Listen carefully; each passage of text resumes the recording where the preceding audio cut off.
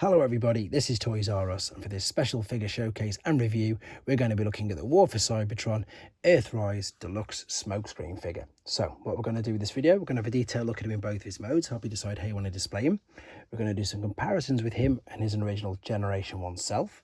We'll have a look at him compared to some other Smokescreen figures down the Generations toy line. And of course, we'll have a look how he compares with some other figures that use his mold in the current toy line. So let's get started. I've got no box for this guy. I found this guy incredibly cheap on eBay, and it was just such a good price that I couldn't miss out. It was about £6 to be honest, and for that reason I had to jump on him. And in all honesty, I'm running out of space anyway, so no boxes isn't a problem at the moment. Now, I also believe that he's got Toy Hack stickers on, because in the actual figure, he should have numbers 80 on the doors and on the front. Now, the Toy Hack stickers have, of course, made him a true homage to this Generation 1 self version, because as you can see on the Generation 1 figure, he's got the numbers 38 and it's got the star things on the shoulders as well. We'll have a quick look at that again later, but for now, what I do with new figures, we're going to do some things called first impressions. So we can see that he's got a lovely head sculpt. It looks really good. You've got full articulation on it. You can see it's on a ball, so it looks up and down, twists all the way around. Let's take his accessories out for now, to be honest. And what we can see then with the shoulders, and you know, people have probably seen this mold a few times now. You've got articulation up, down, around, all the way to the side, bicep flexion. You've got, do we have wrist? Yeah, wrist movement.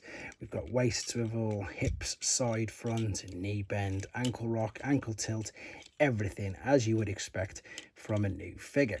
Again, this has got the Toy Hack stickers on, so if anybody's wondering what they are, I'm going to show them you. This is probably something that in all honesty I wouldn't have done, but because they're on here, and because he's done, well, I say he, whoever did this has done a really good job, to be honest. So I'm going to keep them on for now. You never know, can't see me taking them off. I might try and find the Gen Select Smokescreen, which of course I'll display differently. Looks great. Let's have a look at the accessories. We've got the two small guns, which we've got like so, which can, as you saw earlier, they can either go on the shoulders, or these can combine with the larger gun like this.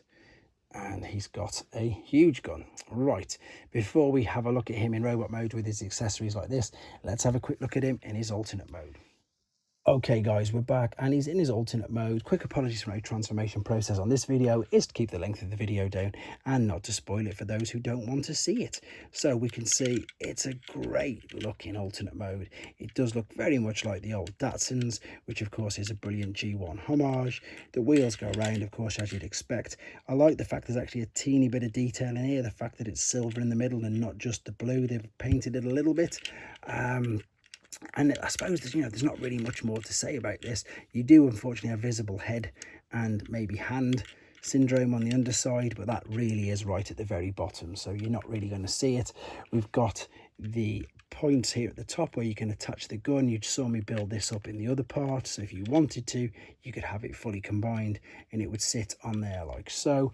Or of course, what you can do is you can separate these back out, pop these individually on the hood like this, and to be honest, it's up to you what you wanted to do. You could pop this on the side. There's such an abundance of things that you can do with these, with all these 5mm ports, with the fossilizers, battle masters, target masters, etc. There's so much you can do if you want to. To be honest, I don't really like the look of that. I think it's just a little bit too much. Maybe just them, but to be honest, I don't really display my figures in the alternate modes. It is mainly for the robot, and I think pretty much we've covered everything to do with this in the alternate mode. So without further ado, let's get him back in his robot mode for some final comparisons and thoughts. Right then, back for the final time in his robot mode, and again, this is how I'm going to choose to be displaying him. So let's build this gun quickly back up and see how he looks holding it in robot mode. And it looks okay. It's not the greatest. It's just a good little gimmick that they've used. But if I'm being honest, I don't think it really suits him. As I say, it looks reasonable, but it's always going to have, with regards to myself anyway, Let me know your comments as well. Are you displaying this particular figure with the gun built up, or are you, of course, putting the two little launchers, as they were, shall we say, on the shoulder like this? Even though they're really small, aren't they? They are really small, but I think they just look loads better, and with the gun in his hand. Let's do a quick homage again to G1. But in fact, before we do that, if we spin it around, he does have, unfortunately, the big gaps in the back of his legs. I know people don't really like that, so I've just remembered to point it out. What we're going to look at now then is again his G1 self. So the Toy Hack stickers have definitely done a great homage to that. The head sculpts are brilliant, but you can see what I mean now about the small missile launchers. Look at the size difference between the two. Bit of a difference right there. One other smoke screen I've got, I do have one of these loose, but he's combined up as part of Sky Rain over there. But I suppose we can see there enough detail on the fact that this guy is in a different league. It's much better for both modes, to be honest. And the final thing to do then is just to move him over here. And as you can see already, since, again, I'm a couple of years behind getting this figure. He originally came out in 2020, so since then we've had an abundance usage of his mold. Now, we're not surprised with these ones, because these are the ones that, of course, always pretty much did share the same mold, but they look great together, don't they? Yeah, they do. Let's just lift this up a little bit. And of course, I suppose this one was the biggest surprise, to be fair, and one of my favourite uses of the mould, with the amazing colour scheme. And then they even used it for a Decepticon, and they used it for Barricade. Oh, let's put him there. Are they all in view?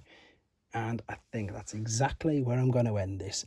If you got these ones as well, let me know which your favourite is, and or let me know if there's one that you're after as well. Thanks very much for watching, guys. Take care.